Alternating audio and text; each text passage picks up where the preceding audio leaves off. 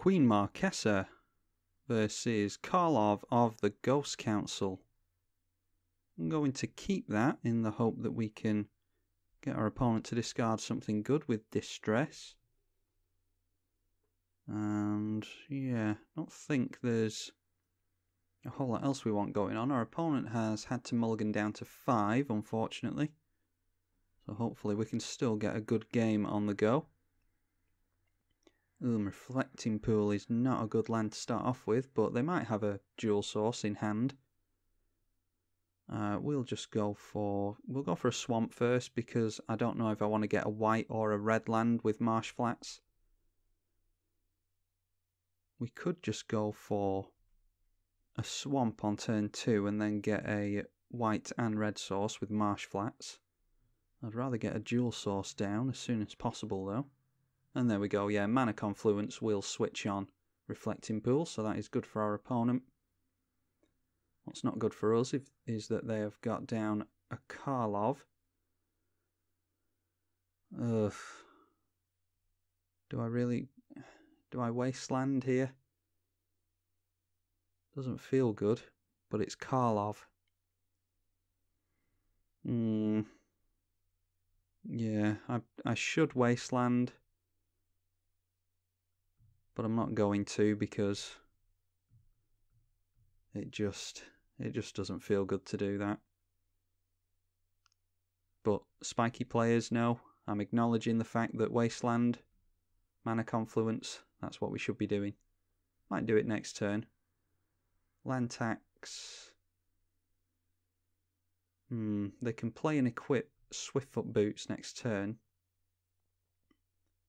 And this is why we should have wastelanded, because they can land tax now.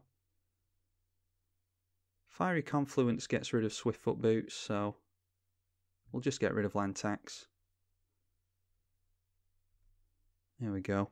And yeah, I mean, we're still a few turns off Fiery Confluence potentially, but we could at least hold up Ophiomancer.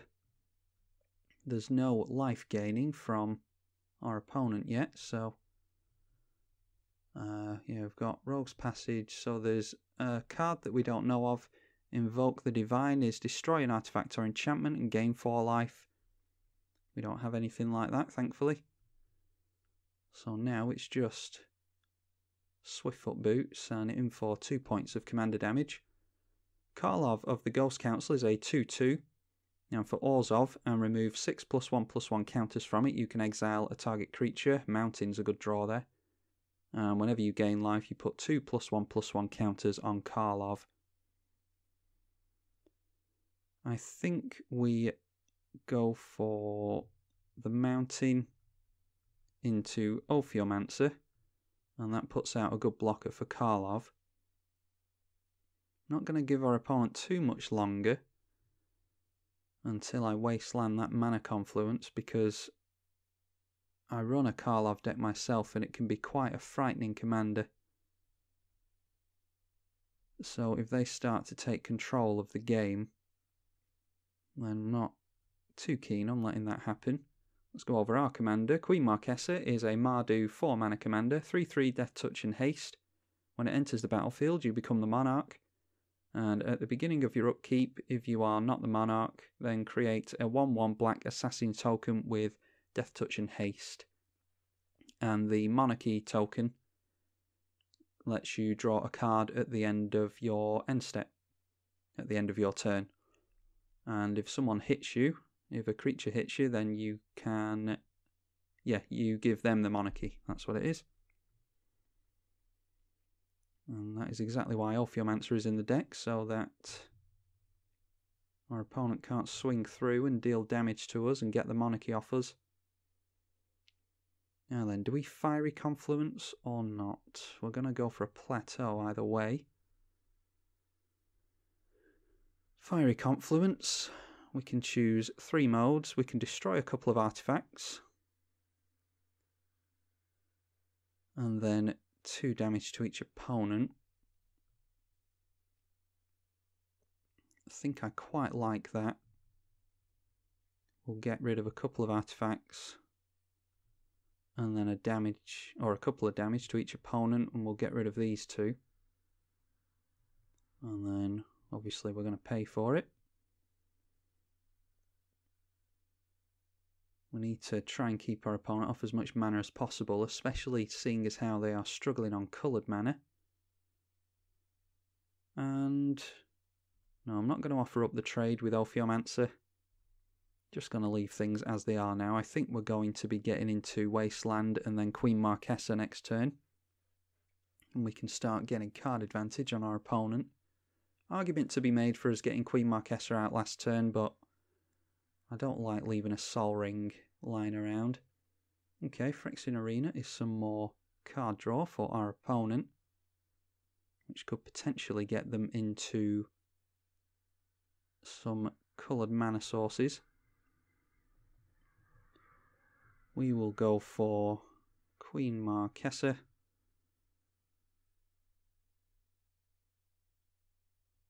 And get some card draw on the go. And then why don't we just swing in with our commander, get some commander damage on our opponent. I highly doubt that they are going to be blocking with their commander. Not really much point in doing that. They could gain life next turn and then turn that thing into a 4/4. Okay, blockers declared. They've decided not to go with it. And speaking of not going with it, we are not going to wasteland that mana confluence. I want to actually get a half decent game out of our opponent here. Probably kill the mana confluence if they get into another dual source of some kind. I can hear everyone screaming in the comments section about how I should be wastelanding. Okay, Duelist Heritage is an enchantment. Whenever one or more creatures attacks, you may have target attacking creature again double strike, so definitely going for buffing Karlov and turning it into a big scary creature. They don't have any evasion though, even if they do turn it into... Okay, that's well, we can still block with the snake even though it won't kill Karlov because we'll just get another one. Ophiomancer is a really, really good card that's criminally underplayed in my opinion. One of my favourite creatures, a 3 mana 2/2.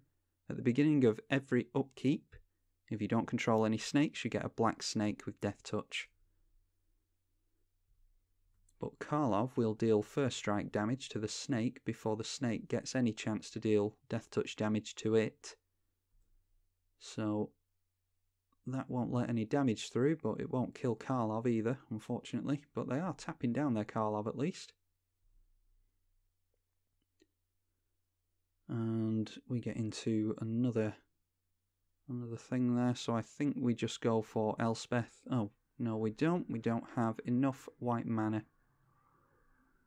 Well, I don't think our opponent's going to do anything. But we should swing in and get through to our second main phase before we do anything ourselves. I highly doubt our opponent is going to give any of our creatures double strike here. You never know. Stranger things have happened. Yeah, I like getting down Grave Titan here. It's pretty greedy. Are we just playing into a board wipe? Yeah, why don't we... Painful Truths, if I can tap mana correctly. We'll draw 3 cards and lose 3 life with Painful Truths.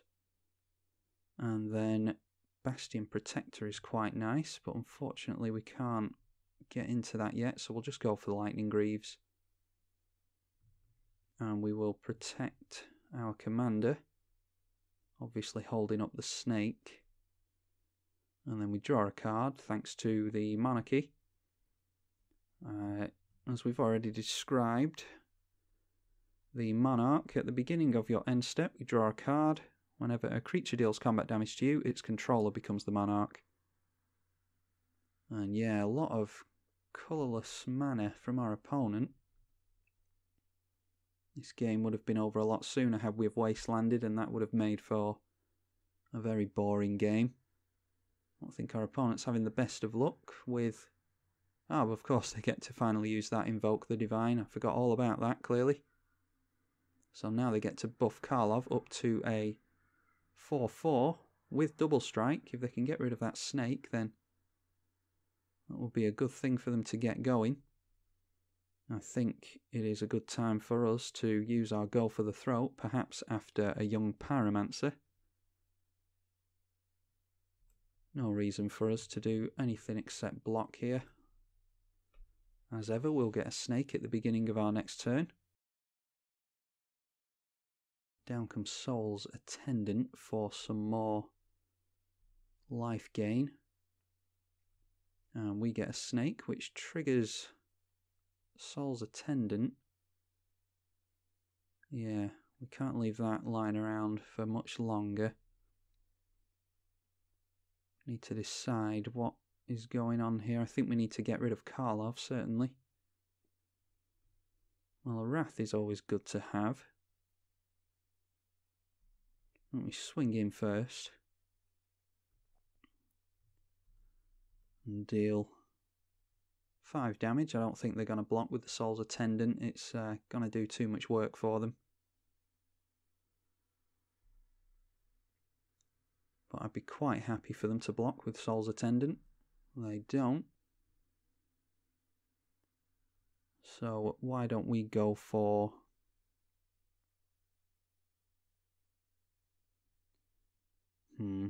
Yeah, we can give them a couple of life here. So we only have one red card in hand, so we can just go Young Pyromancer. That will gain them a life, unfortunately, but we want to try and get some tokens. So we go for the Throat on Karlov before they untap mana, because we don't want them exiling anything in response. And then it's just Soul's Attendant in play. I have no doubt that they'll cast Karlov again next turn. And Jitte is really good to get into, especially against Soul's Attendant. Out comes Karlov again. It will enter... Well, it'll enter as a 2-2, but that will trigger Soul's Attendant and make it a 4-4. And then out comes Evolving Wilds, and they finally get access to some coloured mana. But I'm afraid I think it's too little too late for that. I think... Yeah, we're struggling on white mana, actually. I was thinking we could do something like Council's Judgment, but without white mana, we're going to have a tough time doing that. Well, I called it. Called it to the top, apparently. There we go, there's our white mana. So in that case, now do we want to get rid of Phyrexian Arena or our opponent's commander? We can go for Jitte. I'm going to put this on Queen Marquesa, and then we can swing in. And if they want to block with their own commander, then that's no problem. Either way, we get some counters onto the Jitte, and that will get rid of Soul's Attendant.